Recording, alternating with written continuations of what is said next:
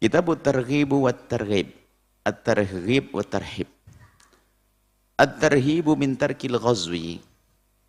Peringatan, ancaman bagi orang yang enggak mau berperang, tidak ada semangat berjuang. Seperti sebelumnya dijelaskan, begitu pentingnya membangkitkan semangat jihad. Bahkan kegiatan-kegiatan yang dihubungkan dengan jihad akan dinilai pahala. Itu bukan berarti Islam menyuruh berperang, tidak. Islam suruh menjaga. Sebab berjihad itu kan nanti ada. Jihad itu kapan boleh diserukan? Ini bab jihad. Jihad itu bukan menyerang. Ini kalau kita bicara jihad sudah kita bahas pada pertemuan yang lalu kalau tidak salah. Jihad itu adalah kapan disyariatkan jihad? Waktu Nabi di Mekah tidak disuruh berperang. Tapi setelah masuk Madinah beberapa tahun kemudian Nabi disuruh berperang. Dan peperangan Nabi ternyata jihad itu untuk membela. Yang dibela adalah unsur dalam satu tatanan. Jadi Nabi di Mekah belum punya 3 unsur tatanan sebuah negara. Sampai di Madinah Nabi punya 3 unsur. Negara akan disebut sebagai negara kalau terdapat 3 unsur ini. Yang pertama punya bumi pertiwi. Nggak ada negara punya kampung ngontrak, itu nggak ada. Harus tanah bumi pertiwi. Tanahnya bumi. Yang kedua ada penduduk. Penduduk kalau dalam Islam tidak harus orang Muslim, tidak. Rakyat. Yang ketiga ada rambu-rambu undang-undang. Karena undang-undang itu untuk menjaga kelestarian kehidupan yang ada di dalamnya dan termasuk urusan yang bermacam-macam di dalam negara tersebut. 3.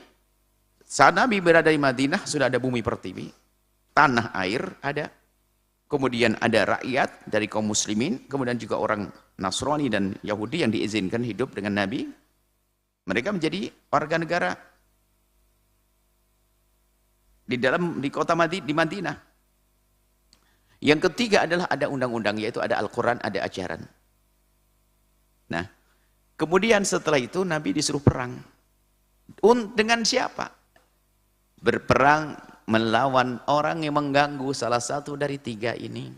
Itu sebetulnya peperangan. Bukan langsung Nabi nyuruh serang sana, serang sini, nggak ada begitu. Jadi permulaannya daripada orang menghalangi Islam atau mengganggu rakyat, atau mau mengambil bumi pertiwi menjajah, itu perlu diperangi. Sehingga peperangan Nabi semacam itu. Kalau diperhatikan, makanya Nabi mengirim surat dulu, pemberitahuan, aslim taslam, masuklah Islam kau akan selamat dan seterusnya.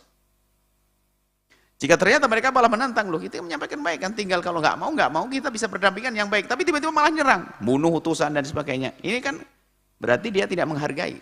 Itu yang membahayakan, diperangi oleh Nabi SAW. Dan perang itu untuk menjaga ini, makanya kalau orang di dalam hatinya tidak ada semangat berjuang, berperang, maka dia membahayakan negerinya sendiri. Pengecut. Sehingga at-targhibu targhil ghazwi. Di sini ancaman untuk meninggalkan peperangan. Jadi perang itu harus kemarin disebutkan dilintaskan di hati kerinduan untuk berperang. Semangat untuk berperang, untuk menjaga negeri ini, untuk menjaga bumi pertiwi. Baik. An Abi Bakr, dari Sayyidina Abu Bakar As-Siddiq radhiyallahu ta'ala anhu, qala, beliau berkata, qala Rasulullah SAW bersabda, ma taraka qaumun al-jihada illa ammahumullahu bil adzabi. Tidaklah satu kaum menjadi anti jihad, meninggalkan jihad, kecuali Allah akan turunkan azab yang sifatnya akan merata kepada mereka. Azabnya kepada umum, azab yang meluas. Allah kirim siksa yang meluas. Maka dari itu hati-hati, jangan sampai kita tidak rindu. Yang penting kita tanamkan jihad, semangat menjaga negeri, menjaga bangsa, menjaga persatuan dan seterusnya.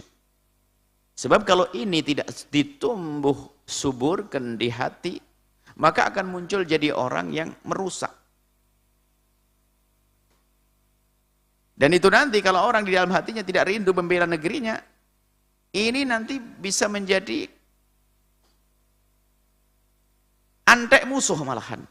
Kan ada antek-antek Zaman dulu kan antek-antek penjajah dari orang pribumi yang sudah tidak peduli dengan saudaranya, dia bergabung dengan musuh menjadi mata-mata dan seterusnya, merusak di dalam. Nah itu orangnya.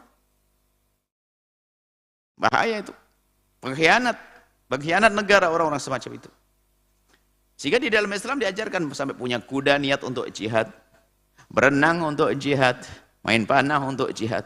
Termasuk segala aktivitas yang menjadikan kita semakin kuat, sehat, maka kita niatkan untuk jihad.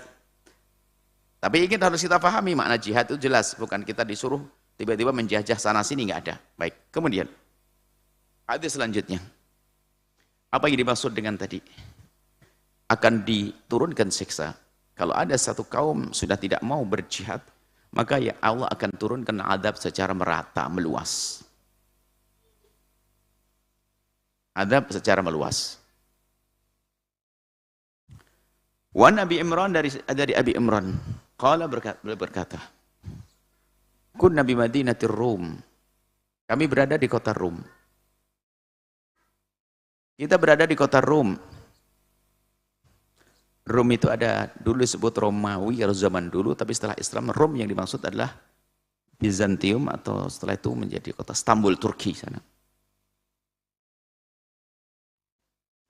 Fa kharaja ilaihim minal muslimina mithluhum yani. Nah, kunna bi Madinatir Rum. Kami berada di kota Rum, negeri Rum. Yang nanti disebut dengan Konstantinopel. Istanbul atau Turki, di Turki. Fa akhraju ilaina saffan 'azima. Kemudian mereka mengirim dari orang-orang kafir waktu itu sebelum Islam masuk ke sana.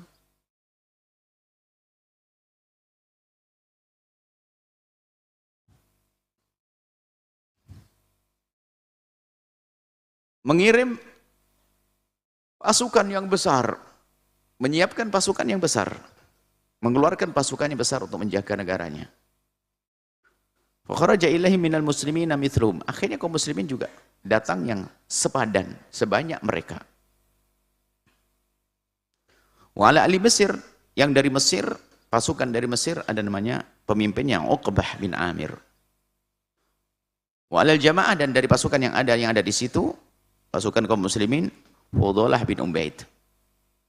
Fudhalah bin Ubaid. Kemudian fahamala rajulun minal muslimin 'ala saffir Rumi. Kemudian ada seorang pasukan, satu orang hamala. Maksudnya membawa dirinya nerobos tiba-tiba melakukan satu serangan minal muslimin 'ala saffir Rumi, memporak-porandakan barisan orang-orang Rum. Hatta dakhala, di sini tulis baitahum, enggak ada. Dakhala alaihim, sampai masuk di tengah-tengah mereka. Ada kaum muslimin yang begitu semangat untuk menghancurkan lawan, menyerbu. Fasahan nas, orang pada ngomong, kaum muslimin yang ngomong. Waqalu subhanallah yulqi biyadihi ila tahlukah. Ini enggak boleh, dia menghancurkan dirinya, dosa ini, membunuh diri ini. Membunuh diri. Faqama Abu Ayyub. Kemudian bangkitlah Abu Ayyub Al-Ansari. Abu Ayyub Al-Ansari itu nanti akhirnya terus senang berjihad sampai meninggalnya di situ. Jadi kalau pergi ke Turki sana ada makam Abu Ayyub Al-Ansari. Kita sempat ziarah ke sana. Abu Ayyub Al-Ansari. Faqala Abu Ayyub berdiri dan berkata, faqala ayuhan nas, hai manusia, innakum latu'awwiluna hadhil ayah hadat ta'wil. Engkau telah mentakwil ayat ini dengan takwilan yang enggak benar yang kau sebutkan. Ayat memang ada ayat Al-Quran, walatulku bi'aitikum ila tahlukati. Di dalam Al-Quran itu ada walatulku, jangan kau lemparkan dirimu kepada kehancuran. Rupanya kaum muslimin menggunakan ayat ini untuk mengomentari orang yang menyerbu tadi. Maunya disalahkan orang yang menyerbu. Lalu Abu Ayyub bangkit, kalian telah menakwili yang salah. Memang ayat Al-Quran bunyi, walatulku bi'aitikum ila tahlukati. Jangan kau lemparkan, letakkan dirimu dalam kehancuran. Ini memang ada ayat itu, tapi bukan maknanya untuk orang kayak gini, orang yang menyerang musuh itu, bukan.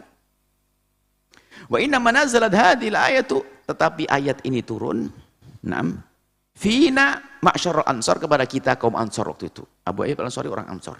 Itu datang untuk kaum Ansor. Lama azzallahu bil Islam, lama azzallahu al-Islam wa kathura nasiruhu. Jadi kaum Ansor itu setelah kaum muslimin mendapatkan kemenangan di Madinah, banyak pengikutnya, nasiruhu pengikutnya. Qala ba'duna li ba'din sirran. Ada yang berbisik di antara mereka. Kaum muslimin, kaum Ansar, setelah menemukan kejayaan, baginda Nabi sudah mapan semuanya. Kaum muslimin, Masya Allah, semakin berkembang kota di Madinah. Kaum muslimin berkembang. Ada di antara mereka yang berbisik-bisik.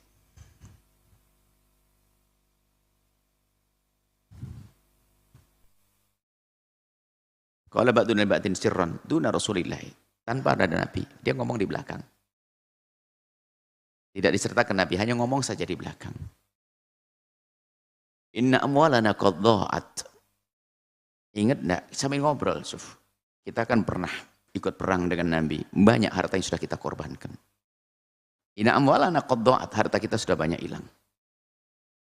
Wa inna Allah Ta'ala, dan Allah Subhanahu Wa Ta'ala sekarang kota azzal Islam wa kathura nasib. Sekarang Islam telah ditolong oleh Allah. Pengikutnya sudah banyak. Sudah banyak pengikutnya. Tidak perlu lagi kita sibuk perang. Yang perlu kita jaga. Kalau aqamna, seandainya kita diam saja. Fi amwalina, menjaga harta kita. Wa aslahna ma dha'a minha. Kemudian ya kita kembalikan yang dulu hilang.